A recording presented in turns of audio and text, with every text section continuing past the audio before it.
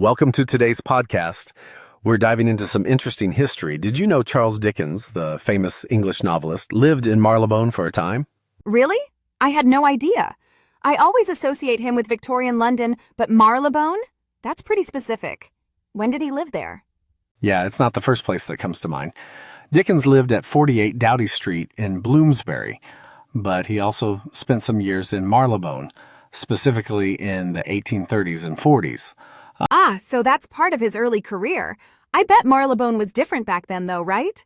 Less busy than it is now? Definitely. Back then, it was a quieter part of London, more residential, and had a bit of countryside feel to it.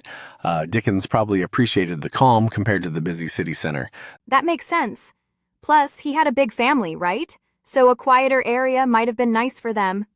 Exactly. Dickens had 10 children. Can you imagine managing that with all the chaos of London? 10? That's wild. No wonder he was always writing.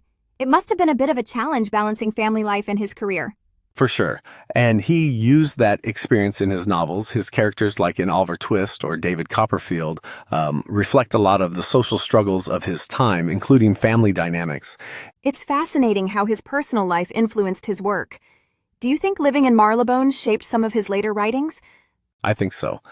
Marylebone's calmness could have given him the space to reflect on the social issues of London.